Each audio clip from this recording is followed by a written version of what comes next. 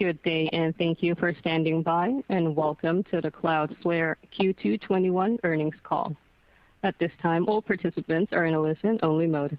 After the speaker's remarks, there will be a question-and-answer session. To ask a question during the session, you will need to press star 1 on your telephone. Please be advised that today's conference is being recorded.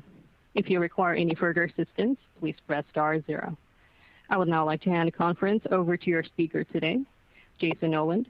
Please go ahead.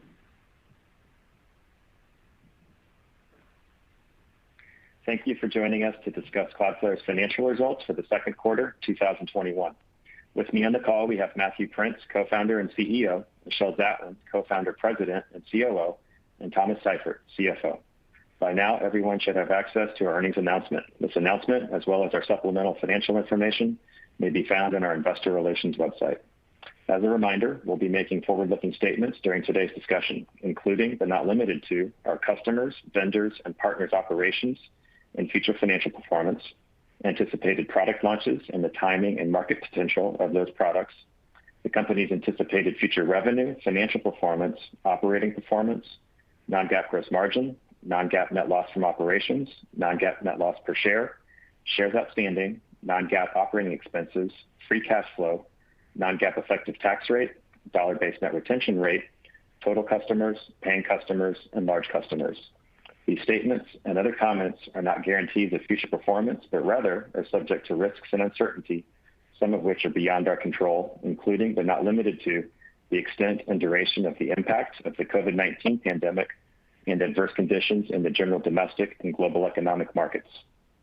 Our actual results may differ significantly from those projected or suggested in any forward-looking statements. These forward-looking statements apply as of today, and you should not rely on them as representing our views in the future. We undertake no obligation to update these statements after this call. For a more complete discussion of the risks and uncertainties that could impact our future operating results and financial condition, please see our filings with the Securities and Exchange Commission, as well as in today's earnings press release. Unless otherwise noted, all numbers we talk about today, other than revenue, will be on an adjusted non-GAAP basis. All current and prior period financials discussed are reflected under ASC 606. You may find a reconciliation of GAAP to non-GAAP financial measures in our earnings release on our investor relations website. For historical periods, a GAAP to non-GAAP reconciliation can be found in the supplemental financial information referenced a few moments ago. We would also like to inform you that we will be virtually participating in the Oppenheimer Technology, Internet, and Communications Conference on August 10th, the KeyBank Technology Conference on August 11th, the Deutsche Bank Technology Conference on September 9th, the Citi Technology Conference on September 13th, the Piper Sandler Global Technology Conference on September 14th, and the Jefferies Software Conference on September 15th. Now, I'd like to turn the call over to Matthew. Thank you, Jason. We had our strongest quarter as a public company. In Q2, we achieved revenue of $152 million, up 53% year over year. Our revenue growth continued to accelerate as we saw strength across all customer segments. In particular, we added a record 143 large customers, those that pay us more than $100,000 per year, and ended the quarter with 1,088 large customers. 19% of the Fortune 1000 are now paying Cloudflare customers, and we continue to see particular strength across our enterprise business. Our expansion rates also improved over Q1, with dollar-based net retention reaching 124% in Q2. Even with this strong revenue and customer growth, our gross margins improved to 78%, up 120 basis points year over year. If there were a theme for the quarter, it was Cloudflare winning the business of the largest and most sophisticated companies and organizations in the world. To that end, I wanted to jump right in and highlight some customer wins, starting with the world's largest IT buyer. The United States federal government chose Cloudflare's Zero Trust solutions in order to help secure federal agencies against the rising threat of cyber attacks. We partnered with Accenture Federal Services and won a contract with the Department of Homeland Security to offer our protection to all civilian executive branch agencies. This was a very competitive process where we were up against nearly every other vendor in the space. Our win highlights how our Zero Trust solutions are now recognized as world-class. This is also a good example of how we're increasingly working with leading GSIs like Accenture as we service larger and larger organizations. And there aren't many organizations larger than the United States government. While we are proud of this deal and the credibility it gives us as a leader in the zero trust space, and we believe it will ultimately be a significant contributor to revenue, we don't believe that the contribution will be meaningful in 2021. As a result, this deal, along with some other strategic deals we won in the quarter, do not show up in RPO, and we have not included the impact of them in our guidance through the end of the year. However, servicing a large customer like the United States government, as well as other strategic deals we won in Q2, does require us to increase investments in our network. Anticipating these deals, we began making increased investments in Q1. These investments continued in Q2, and we anticipate will continue through the second half of the year. We are investing for the long term, and we believe winning strategic customers proves how this strategy continues to pay off. Even with the initial investment, we still anticipate we will reach break-even in Q1 of 2022. While we're on the topic of profitability, I wanted to preview a conversation I anticipate having with some of you this time next year. As part of our long-term model, we have an operating margin target of 20%. When we say long-term, we really mean it. We remain confident in our ability to reach that long-term target, but we are not in a rush to get there. From the point at which we reach break-even, we intend to aggressively reinvest excess gross profit back into growth. We are nowhere close to being out of ideas for new products to build or customers to buy them. Cloudflare is optimized for innovation, and we plan to continue to launch new products, add more customers, relentlessly execute, and reinvest in growth for the foreseeable future. Security continued to be in the news and was a theme driving customer wins. A major oil and gas pipeline provider signed a $210,000 annual contract for a portion of our Cloudflare One solution. They were looking to help protect their infrastructure against the sophisticated cyber attacks they were facing. They were referred to us by a major systems integrator, and together we helped better protect their critical infrastructure. I think this is evidence that when companies and their advisors face cybersecurity challenges, Cloudflare is increasingly one of their first phone calls. A Fortune 500 transportation provider signed a 3-year, $340,000 contract for a portion of our Cloudflare One solution. This is another deal that came to us through a channel partner. We believe there's an opportunity to more than double the size of our relationship with this customer over the coming year. A Fortune 500 industrial services provider signed a 2-year, $895,000 deal for a number of Cloudflare One components. This customer was targeted by the so-called Fancy Lazarus hacker group.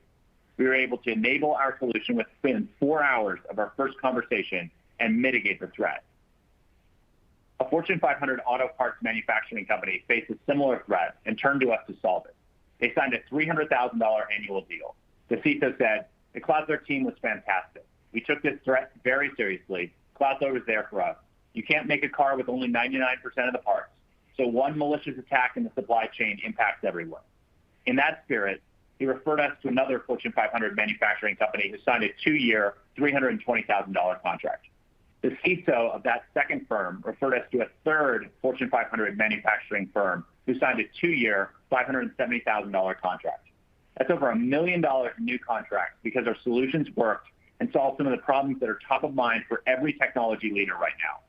It increasingly feels like Cloudflare is becoming the de facto choice for enterprises when they are thinking about the future of their network security. A Fortune 500 born-on-the-web e-commerce provider expanded their use of Cloudflare. They were already using our WAF and content delivery products. Their team turned to us when they were looking for a developer-friendly zero-trust security solution. In a competitive process with other zero-trust vendors, we won this technically sophisticated customer's business. In the process, they also went all in on us, making us their exclusive provider of network services. This win shows how we can expand customers from using one of our products to being their complete, secure, programmable network provider. This customer spend with us is now over $4 million annually, and we expect we will grow with them. A very large cryptocurrency exchange expanded the use of our network. As an exchange, they are obsessed with the fastest possible performance. They lean heavily on our Argo smart routing technology, as well as our global presence in more than 200 cities worldwide. They expanded their contract with us in the quarter and now spend over $4 million annually. It's also of note that 3 of the 4 largest cryptocurrency exchanges use Cloudflare's network to be fast and secure. We see more and more customers building applications around Cloudflare Workers, our compute platform. a high-profile new economy delivery company signed a $1.3 million three-year deal. They use a number of our products, but increasingly are building their application using Workers in order to get fast, scalable performance. They appreciate the flexibility it provides as they literally deliver for their geographically distributed customer base. A financial services software provider signed a three-year, $3.3 million deal for a number of our products. They're using Workers as a hyper-programmable middleware to stitch together multiple vendor solutions. They love how easy it is for developers on their team to get up and running on the platform because of the broad programming language support and rich developer tools that have been honed and battle-tested in production since Workers launched nearly 4 years ago. An Asian fintech provider expanded their use of Cloudflare by $500,000, making their annual spend now $1.3 million. They're using Workers to accelerate their development cycle and replace spend with some of the traditional hyperscale compute providers. They cited Workers' ease of use and global performance as key drivers of their decision to double down on Cloudflare. From old school manufacturing and cryptocurrency, from the United States government to some of the largest companies in the world, I was particularly struck this quarter how Cloudflare is resonating across industry segments and geographies as the answer whenever someone is looking for the future of a secure programmable network. Finally, I wanted to make sure you all had a chance to catch our announcements last week. We have a tradition of hosting Innovation Weeks where we launch new products and features. We typically host about 8 of these weeks per year. Last week was our first Impact Week. During the week, we highlighted Project Pangea, which provides internet connectivity at no cost to underserved communities worldwide, a number of initiatives to drive down Cloudflare's environmental impact and help our customers cut their carbon output, our commitment to human rights, a sustainable workforce, and our vision for a more inclusive future of work. What I really liked about these efforts is that they aren't ancillary. They are core to who we are and what we do as a company. We deeply believe in our mission of helping build a better internet. And living that every day shows up in the continued success winning customers and attracting and retaining the incredible team we have. Thank you to all of them for what was an outstanding quarter. With that, I'll hand it off to Thomas to walk through the financials. Thank you, Matthew, and thank you to everyone for joining us. We continued the momentum from the first quarter and saw new records in both dollar-based net retention and large customer additions. Our success in the first half of this year is due in part to the investments we made last year, benefiting from our ability to successfully ramp product innovation and go-to-market employees in a work-from-anywhere world. We firmly believe that we are well-positioned to continue to deliver consistent results with disciplined execution. Total revenue for the second quarter increased 53% year over year to $152.4 million. The growth in revenue was driven by another quarter of strong customer demand, both in terms of new logo acquisition as well as expansion within our existing customer base. From a geographic perspective, we saw continued strength in both the U.S. and internationally. The U.S. represented 52% of revenue and increased 65% year over year. EMEA represented 26% of revenue and increased 53% year over year. APAC represented 15% of revenue and increased 23% year over year. We were pleased to see revenue continue to accelerate in the U.S. this quarter while we continue to ramp our go-to-market international footprint. In China, we are pleased to see the transition of customers from Baidu to JD progressing well. In addition, network performance metrics of JD have already surpassed historical performance in China due to expanded network coverage and streamlined integration. Turning to our customer metrics, we exited the quarter with 126,735 paying customers, representing an increase of 32% year over year. We saw a record number of large customer additions in the second quarter, adding 143 large customers sequentially and 451 year over year. We ended the quarter with 1,088 large customers, representing an increase of 71% year over year. We saw a significant expansion from our large customers, which helped to drive a record dollar-based net retention rate of 124%, representing an increase of 100 basis points sequentially. We are encouraged to see our customer acquisition costs continue to trend favorably this quarter, giving us confidence to continue to invest in our large enterprise go-to-market activities. Second quarter gross margin was 78%, representing an increase of 40 basis points sequentially. Network CapEx represented 6% of revenue in the second quarter. We continue to expect network CapEx to be 10 to 12% of revenue for fiscal 2021. Turning to the operating expenses. Second quarter operating expenses as a percentage of revenue decreased 2% sequentially and decreased 5% year over year to 81%.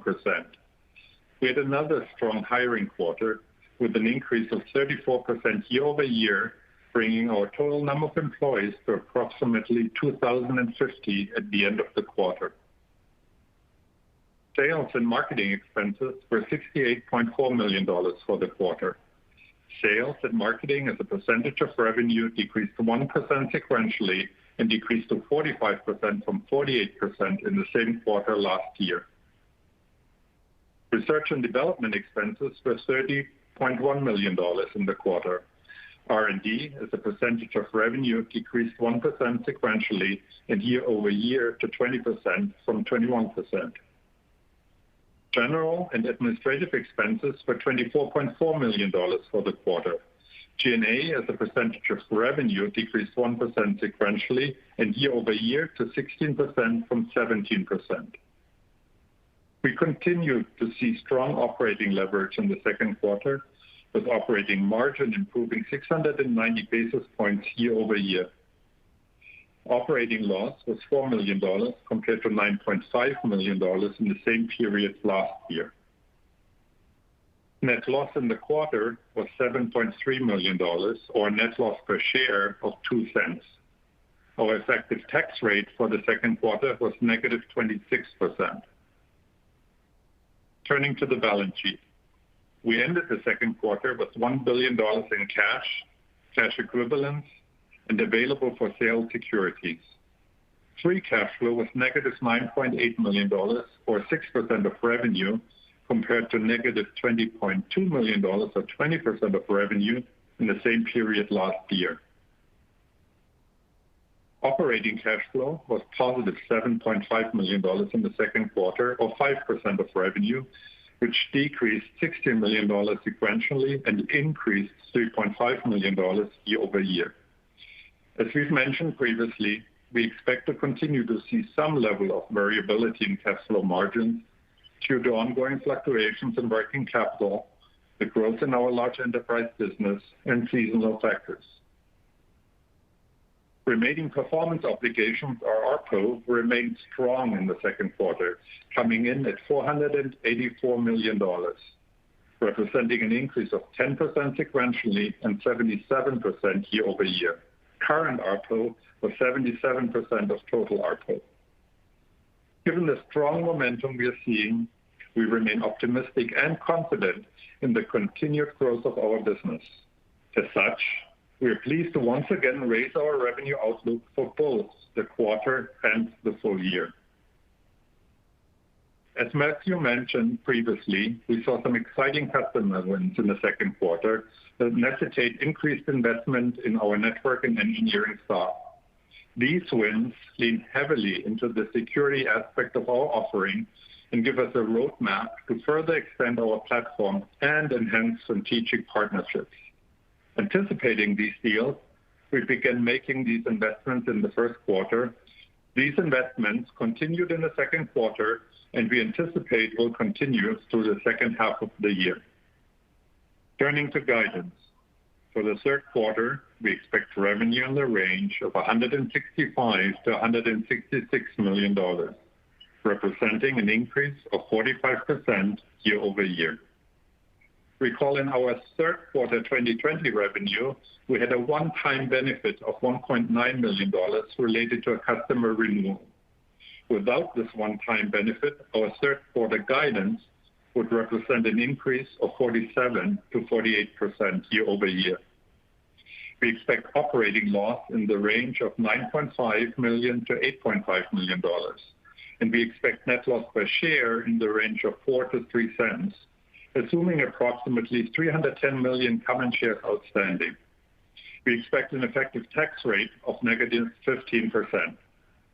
For the full year 2021, we expect revenue in the range of $629 to $633 million, representing an increase of 46 to 47% year over year.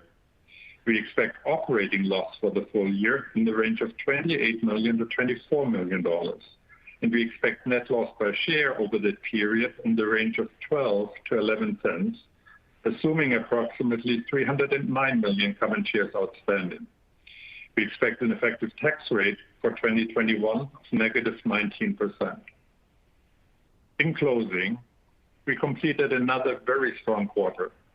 As Matthew mentioned, we also launched our first Impact Week last week. I encourage everyone to take a look at our Impact website, where we centralize ESG disclosures and highlight sustainability initiatives. We also published our first greenhouse gas emission report, our first diversity report, and our commitment to not only 100% renewable energy, but also removing all of our historic emissions associated with powering our network by 2025. We're excited to continue to extend our sustainability efforts, which not only tightly aligns with our mission, but also strengthens the durability of our business and is additive to the financial wealth of Cloudflare. With that, I'd like to open it up for questions. Operator, please poll for questions. Thank you. At this time, I would like to remind everyone, in order to ask a question, press star, then the number 1 on your telephone keypad. Again, that is star, then the number 1 on your telephone keypad. We'll pause for just a moment to compile the Q&A roster. We have our first question coming from the line of Matt Hedberg with RBC Capital Markets. Your line is open. Oh, hey guys, thanks for taking my questions and congrats on a really strong quarter here. Matthew, it's clear the large federal deal, stood out to me and is impressive because I think, you've hit some additional levels of FedRAMP certification, but you're still pretty early in your Fed or public sector journey. Can you talk a little bit more about, I guess, how extensive, the public sector just in general, all the way down to state and local governments could be for you guys, and how are you putting more resources behind that? It seems like you talked about GSIs, but just a little bit more on that increasing opportunity. Sure, Matt. As you mentioned, we are in the process of getting our FedRAMP certification, and we anticipate that in the first half of next year we'll be fully FedRAMP certified. But we're already in the marketplace since we're going through the process, and it's going very smoothly, and we anticipate that will continue to go well. We have always had a broad set of federal customers. The FBI has been a customer for a long time, the U.S. State Department, the Library of Congress, and a number of others. And I think that's because when some of the most sophisticated organizations in the world look at that are under constant threat, look at the solutions that are out there, they increasingly understand and have for quite some time that we're the best solution for stopping the cyber threats that they face. And so I think that there is a significant opportunity. We are investing both in terms of partnerships with GSIs like Accenture, but then also building out our own team to be able to service that. And I think over the last 10 years, we've done a terrific job of building relationships with the people that are really leading the cybersecurity efforts in the U.S. federal government, and that's now really paying off. One of the things that's important about us, and one of the reasons why that this is important, is Cloudflare fundamentally is the foundation on top of which a number of other companies build their products. And so as other companies are looking for companies that they can trust, these sorts of wins we see resonating across the entire industry. And again, I'm really proud of our team for the success that we've had selling our Zero Trust solutions to what is literally the biggest IT buyer in the world. That's fantastic. And then Thomas, I think the other thing that stood out to me, 71% growth in large deals and a record ad was impressive. Can you talk about the success of bundling? I know some of your bigger customers are taking 10 or more products, but just thoughts on leveraging bundles and I guess maybe Cloudflare One in particular. I know it was introduced last year, but how successful is that in driving some of this momentum in large enterprise wins? You heard from Matthew that he picked out a couple of deals during the quarter that were Cloudflare One or in part Cloudflare One driven. So as we migrate in our evolution, the product portfolio becomes broader and deeper. The bundling of products and the pricing of those bundles becomes a huge opportunity for us. It's one of the more strategic, important projects that we are currently running within Cloudflare.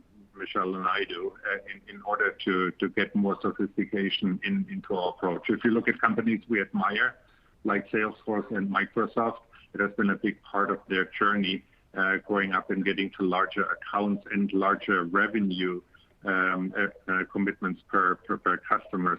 You're getting more sophisticated in the bundling effort. And the increase to 124% of dollar net retention happened primarily because we were really successful expanding large customers and especially with bundled deals. So we're making good progress, but it's still a huge opportunity in front of us too. Thanks a lot, guys.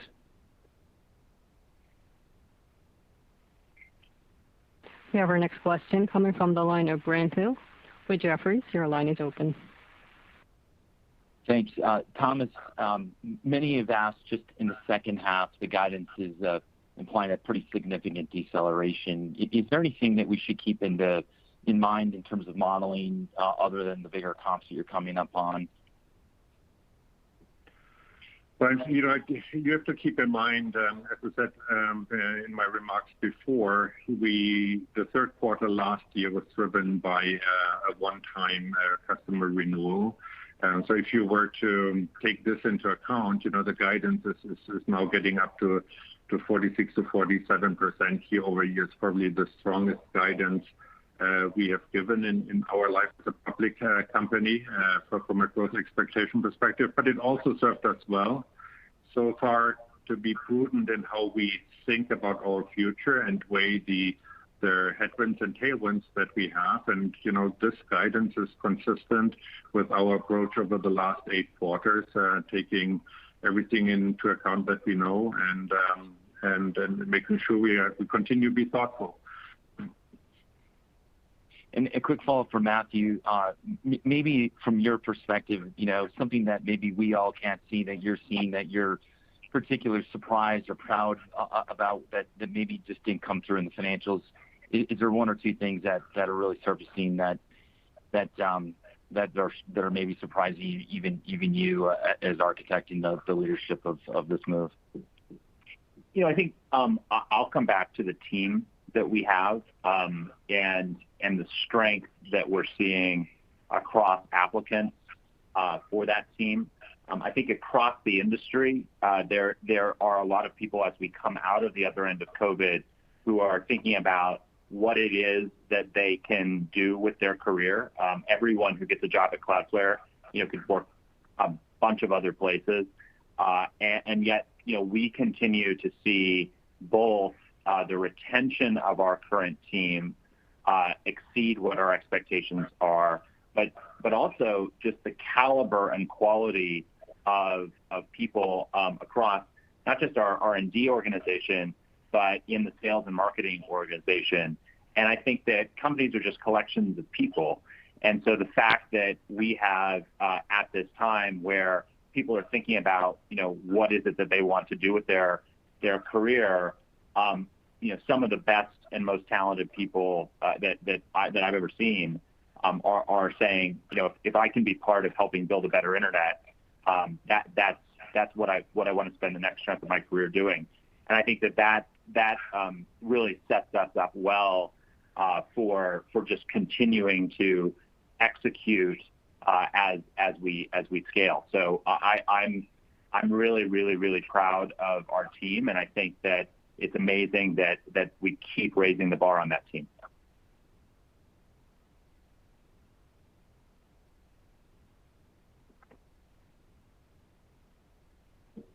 We have our next question coming from the line of Jim Fish with Piper Sandler. Your line is open.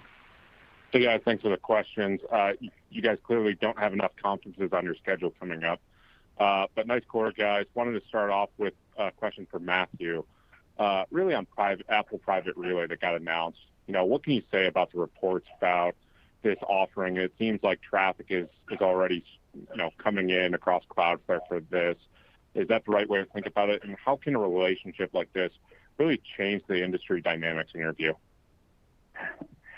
So Jim, we have a policy of not talking about any of our customers without their permission, and I'm certainly not going to speculate here on that. But I will tell three stories, I guess, about Apple.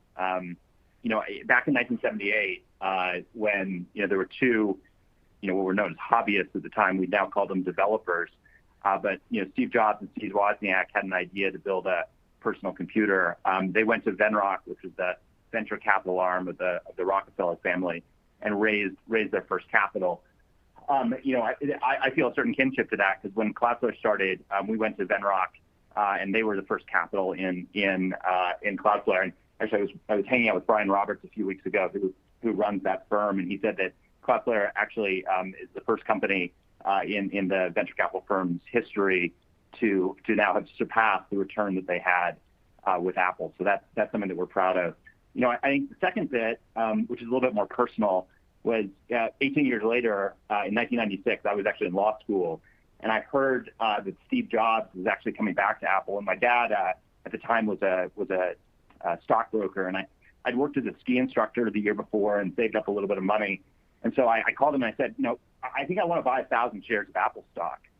And that turned out to be a pretty good decision, which largely paid for my ability to, among other things, go to business school a few years later, where I met Michelle, and we were able to start Cloudflare from that. So I've been an Apple fanboy for a long time, and it's definitely a company that we really admire. The last story, which is actually 19 years after that, I remember I was invited to a very small gathering of tech leaders, meeting with senior government officials to talk about how technology companies can help with the fight against various law enforcement requests and terrorism.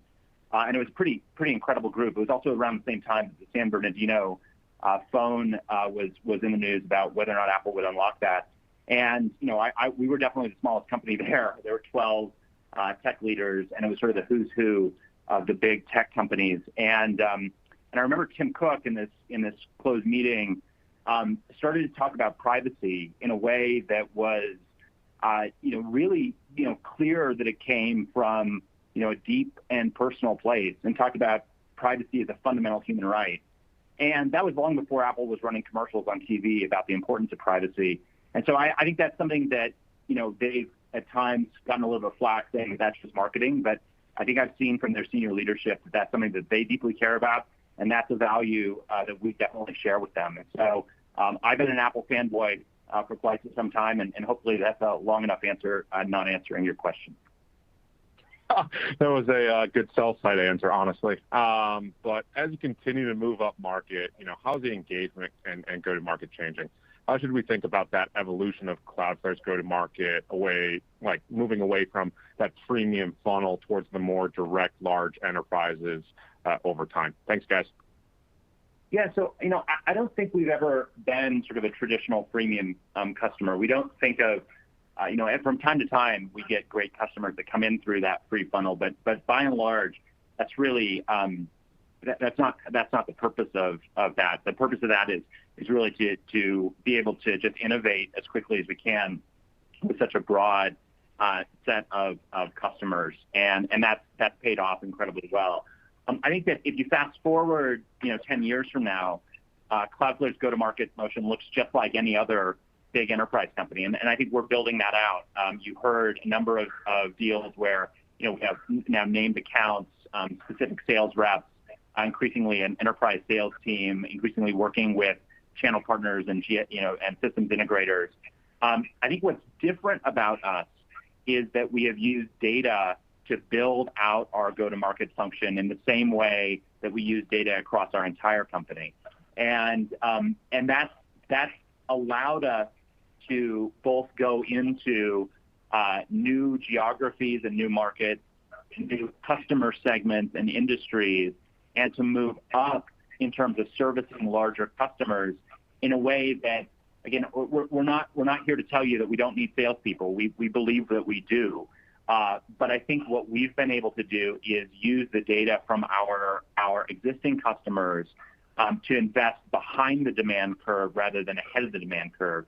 And while that gets us to the same point that any enterprise sales company gets to, I think what it allows us to do is very relentlessly execute and make it much less likely that we make a misstep along the way.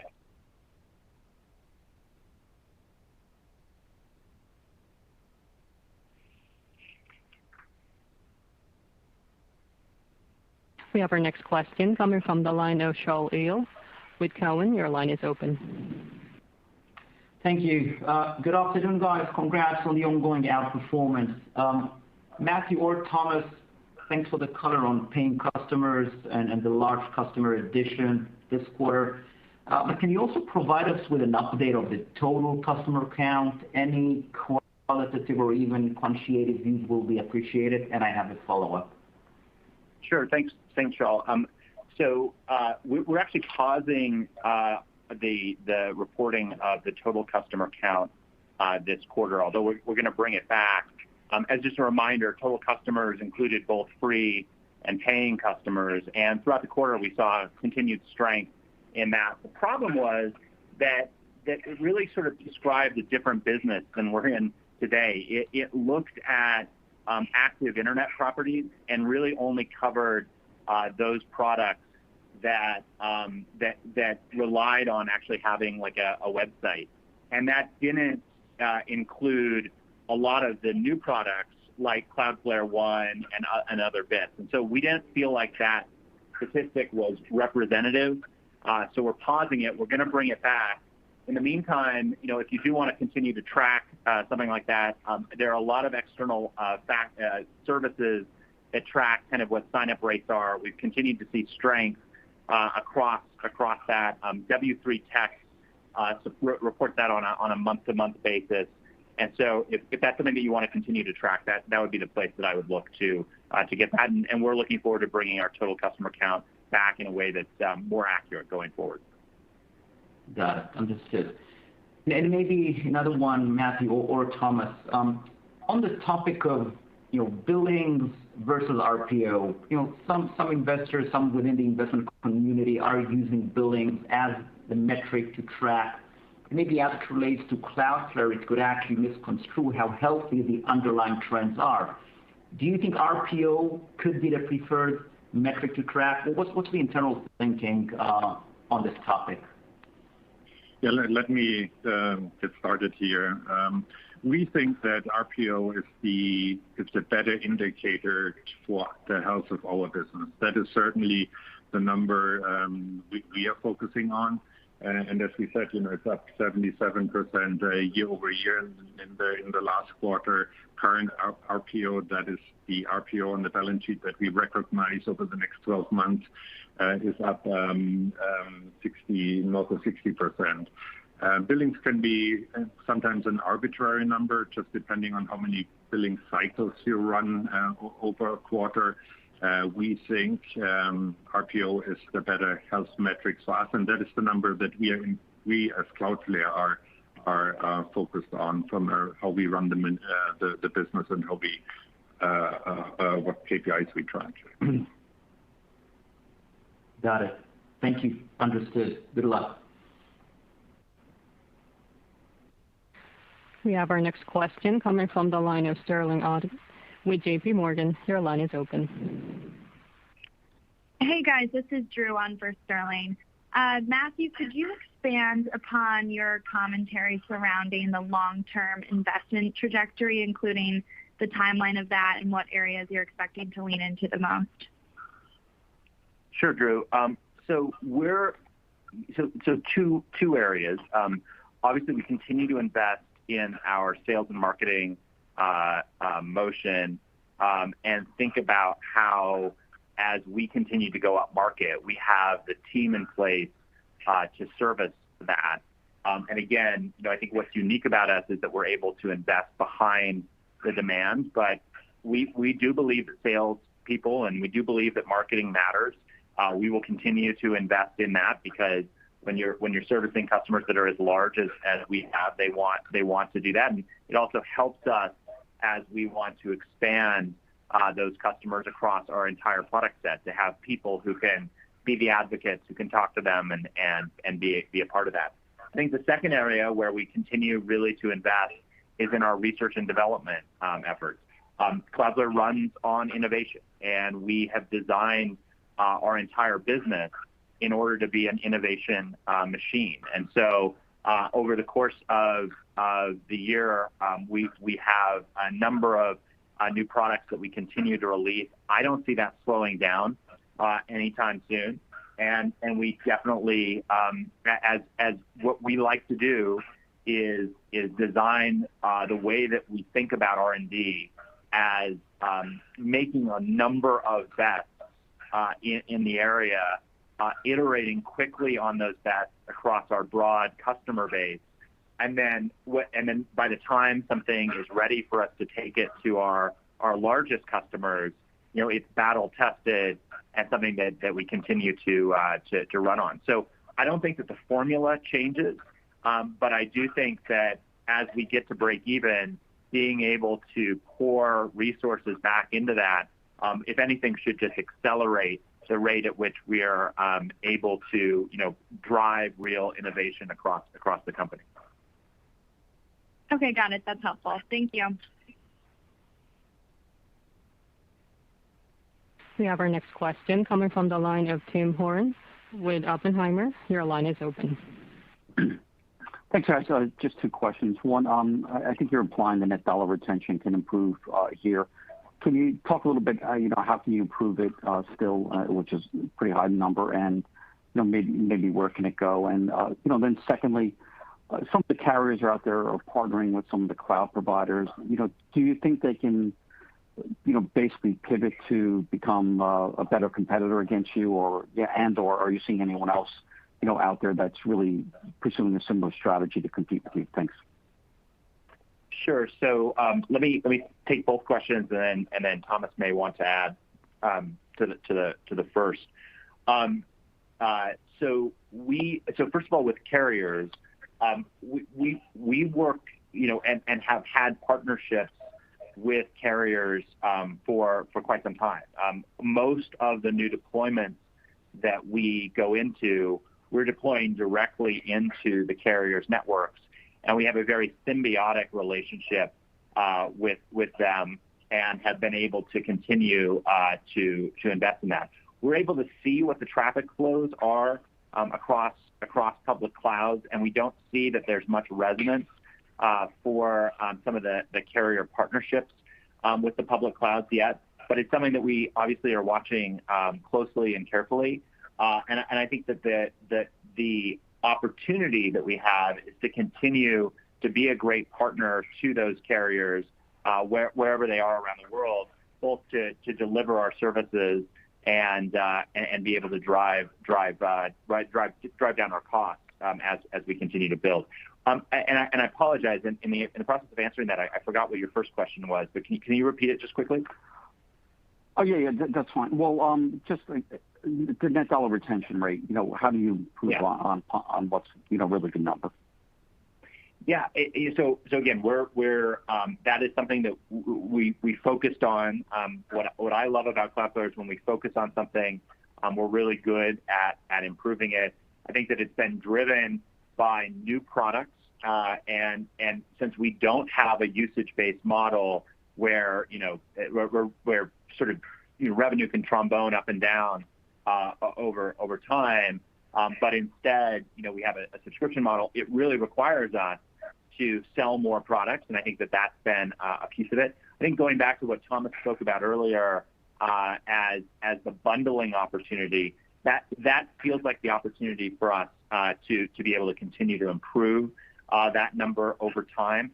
I will say that there might be some noise in the dollar-based net retention number, where we definitely have worked hard to get it above 120%. We think that's great. We're not satisfied with where it is. There may be from quarter to quarter a little bit of noise in that metric, but we do think that over time we can continue to improve that metric. Thank you. One addition, maybe it's good to keep in mind that dollar net retention is a lagging indicator for us, how we report it. So it's lagging the initiatives that we drive. We also have a pay-as-you-go business that is very important for us in terms of how we drive efficiency in the business model. But remember, we always said that is a business that is difficult to expand. So everything you see from a DNR performance perspective happens with the drag of a pay-as-you-go business and is a lagging indicator to the initiatives we have started.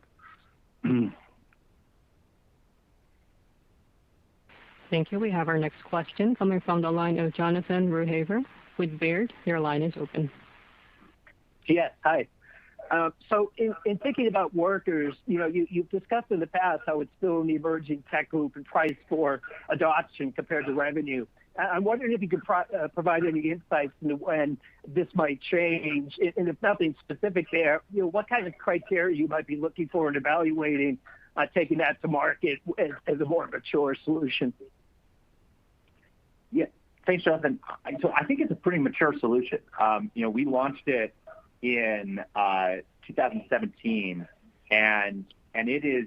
We're seeing very, very, very large companies, bet their businesses on workers. So I think that it is a large solution. I think that what we have been hesitant to do is break out what the specific revenue is, because it tends to be part of the larger component of how we're selling our solution. But we continue to see strength in workers. We see people building, not random startups, but really sophisticated large companies building sophisticated, complicated applications using workers, and so it is already taking workloads off of the traditional public clouds, and the people and the organizations just find it magical.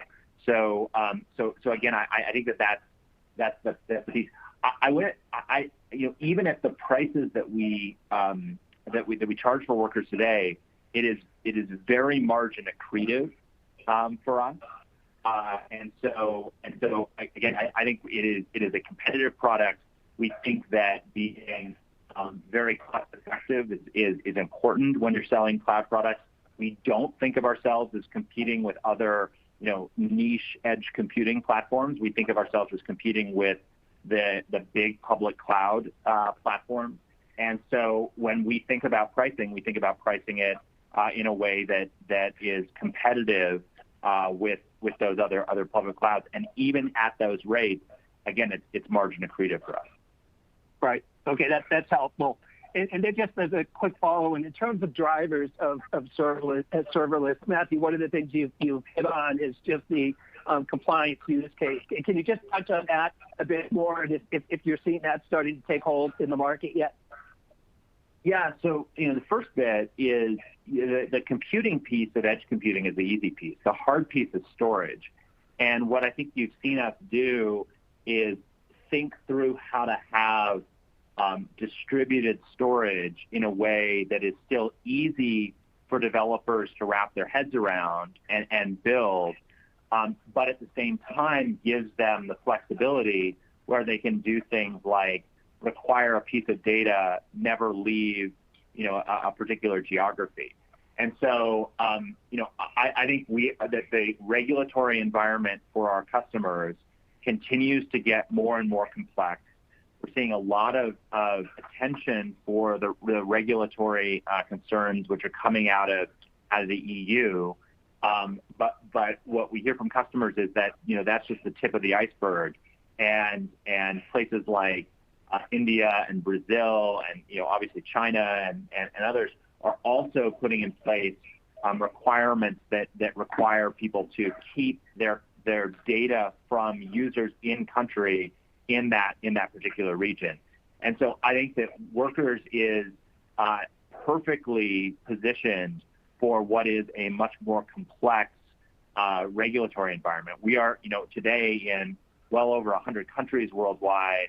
We're on a path to being in virtually every country worldwide. And what that allows us to do is help our customers comply with these increasingly complex regulations around the world. We talked earlier about FedRAMP. Again, that's very U.S. focused. We're doing similar efforts, for example, with the German equivalent and others around the world. And again, I think that sets us up very well to be able to satisfy the regulatory and compliance needs of so many large enterprises. And it's what we keep hearing as the real killer feature that distinguishes Workers from any other computing platform. Yeah, that's great. Thank you. We have our next question coming from the line of Alex Henderson with Needham. Your line is open. Thanks. Matt, I just wanted to compliment you first on the Hotel California Amazon data commentary on your blog. I thought it was really well done. I was hoping you could talk a little bit about the developer community adoption, any change in the rates, any metrics around the size of it. Everybody focuses on the financial side of it, but I think the DevOps community integration is such a key piece. Could you give us some metrics or something to qualify and quantify that, please? Yeah, sure. So more than 50,000 developers wrote their first Workers script or code this time, and that's not signed up for an account. That's actually wrote code and deployed an application. That continues to grow over time, and the retention of those developers. They don't tend to just write something and then go away, but we see them continuing to deliver more and more applications and more sophisticated applications as we watch what developers are building. And so I think when we think about the platform, I completely agree with you. Whoever has the most developers wins. We want to make a platform which, yes, satisfies the CIO and CTO and general counsel for its regulatory compliance. Yes, is incredibly cost effective. Of course, is incredibly consistent. We're already the fastest that's out there. But then we really need to continue to invest in making developing that platform's ecosystem. One of the things that I'm excited about is, well, we largely talk about big customers here. We're increasingly seeing startups that are building, entire applications, from scratch on the Workers platform, and that's exciting, both because it's really just a very fervent area of excitement, and it's how you build communities and build ecosystems. But it also is a great way for us to be looking out at whether or not there are really great features that maybe other companies and small companies develop that might be natural, either things that we can bring into a marketplace or maybe even as potential tuck-in acquisitions that don't have the technical integration risk that would be if they were using completely different platforms. So I'm excited about it. If you search on Twitter, if you go on our Discord channel, you'll see the developers are excited about it. And again, it's picking up steam. Great, thanks. We have our next question coming from the line of Jim Breen with William Blair. Your line is open. Thanks for taking the question. From time to time, you sort of update what you guys believe is the addressable market. Just given all the new product launches, et cetera, can you just talk about how you see that moving now? And then a little bit off of Tim Horan's question, just around your existing customer base growth. Any sort of metrics there on the security side in terms of your paying customers, how many products they're taking and how that's maybe changed over time? Thanks.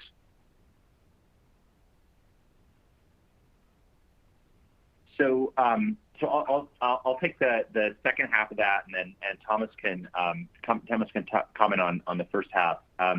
So we at our last Investor Day, we updated that today it's north of I think it's 80%. Thomas will correct me if I'm wrong. Of customers are using 4 or more of our products. And that tends to be the magic number for us in terms of really having stickiness and really differentiating ourselves in the marketplace. And typically customers will span across both security, but then also performance and reliability. About 50% of our revenue, 50% of sort of the initial interest that we get comes from our security products, about 25% from performance, about 25% from reliability. But I think that somewhat mischaracterizes what Cloudflare really is, which is a platform that allows you to have all 3 of those things in one unified solution. So we continue to see that customers are taking more of our products. As we launch products, we're really building out that engine that makes it so that we can very quickly pour new products into our existing customer base and have them adopted. And that I think that is it is very difficult to compete with us once we get customers to understand the power of using the broad platform that we have. Yeah, I wouldn't want to disclose any newer additional data, but I think the point that Matthew just made is important, relating it back to our ability to bundle. As our product portfolio gets broader and broader, our ability to customize bundles for specific customer needs and compete more effectively against point solution providers, I think is the opportunity that rests there. And I got I looked it up quickly. It's 88% of our contracted customers use 4 or more Cloudflare products, and 79 are 5 or more. Great. Thank you very much. We have our next question coming from the line of Greg Moskowitz with Mizuho. Your line is open. Okay, thank you, and good afternoon, guys. Matthew, you mentioned Zero Trust a couple of times as driving some important wins for you this quarter. And as part of this, I was wondering if Cloudflare for Teams is starting to compete on a head-to-head basis more frequently at the enterprise level. Yeah, absolutely. I think that if you look at what, for example, the United States government chose and is going to be offering to all civilian federal agencies, that's a subset of the Cloudflare for Teams product in order to make sure that government workers are not targeted by malware or don't fall for phishing scams. And so we're really proud of that win. But there were many, many, many more wins where Cloudflare for Teams is going up against companies that only do the sort of Zero Trust types of solutions. And our win rates are very strong. I think the place where we have really excelled is in both ease of use and it's sort of ease of use and ease of deployment, which again I think comes from the heritage that we've always really thought about how can we make things incredibly easy to use. And then secondly, we really resonate with the developer community, and so for the more technical buyers, we win those deals up, down, left, right, and sideways.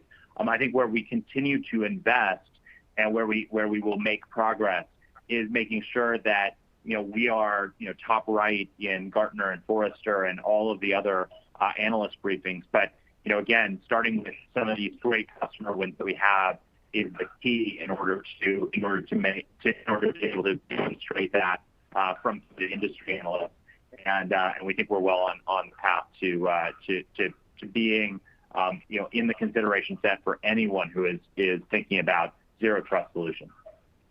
All right, that's really helpful. And then just a quick follow-up on Workers. So even at its somewhat low scale today, this is a very margin accretive offering for you? Yes, it is margin accretive, even at 78% gross margin. All right, terrific. Thanks very much.